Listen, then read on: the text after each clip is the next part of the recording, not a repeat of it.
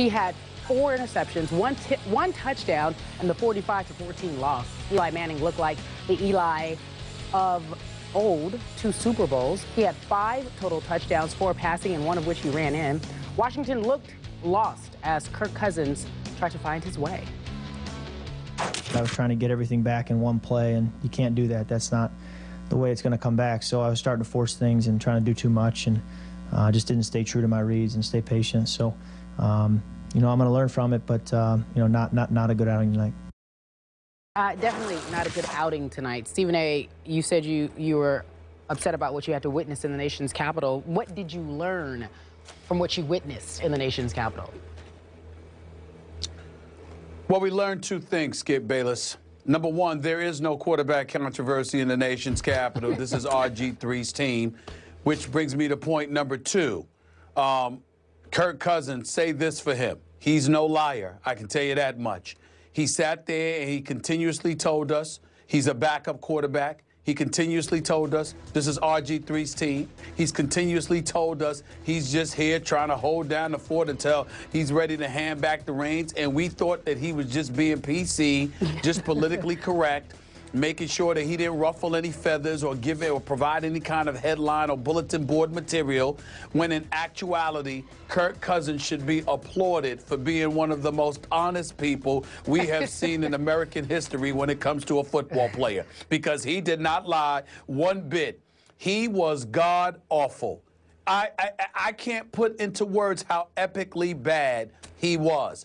4 interceptions, 3 interceptions in the 3rd quarter. Skip Bayless, I don't know if I've ever seen that before, to be quite honest with you. I know they've got some stats going back to the 70s or whatever. I don't know if I've ever seen that, okay? He was just that awful. You had giant defenders literally sitting there waiting for his passes to come to them as if they were receivers. And then on top of it all, half the time, the receivers didn't even have their heads turned. They weren't even running the wrong route. He was just letting go of the ball prematurely. He was overthrowing. He was underthrowing. And most of the time, he was throwing it to the opposite team. And more importantly than anything else, Skip Bayless, look at his body language.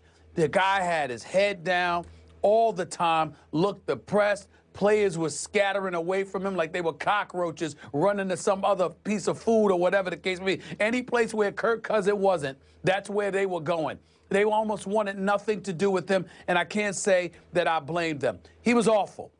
And I know that it's just one game, but the epic fashion in which he lost, the way that he performed last night, it was just so bad, it's hard to put into words. He's one of those guys that, you know what, when things are going relatively decent, he's good to go.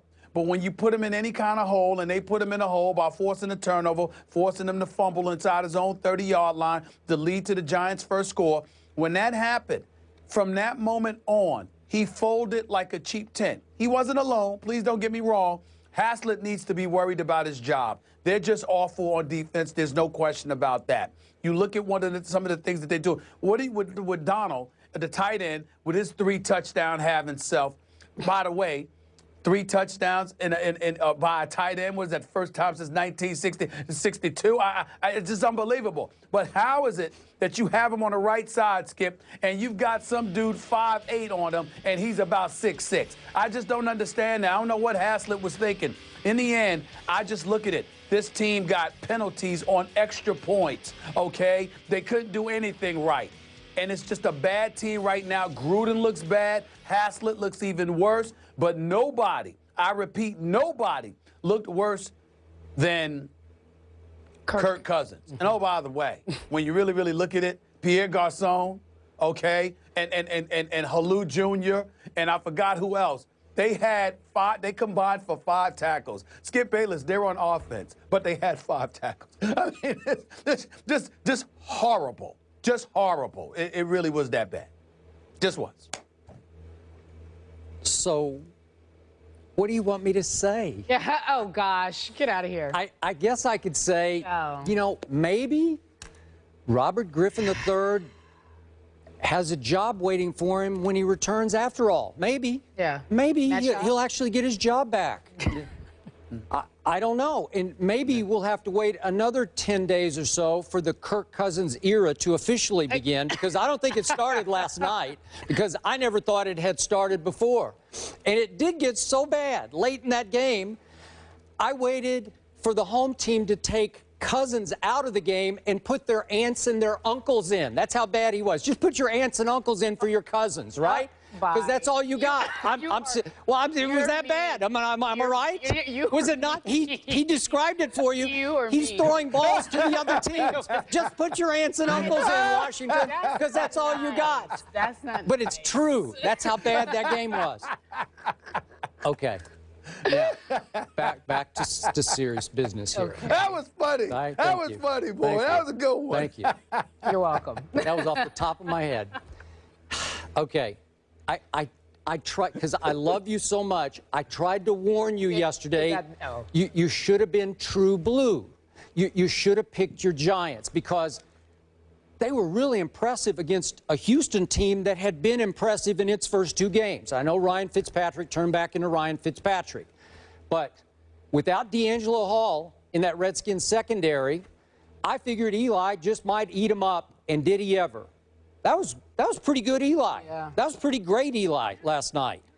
And I have tried to tell you several times, I think your Giants defense is, dare I say, underrated.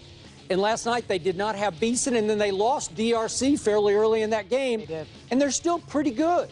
They got a little heat on Cousins, and even when they didn't, they cover pretty well. I think it's a pretty good defense that doesn't get enough adulation.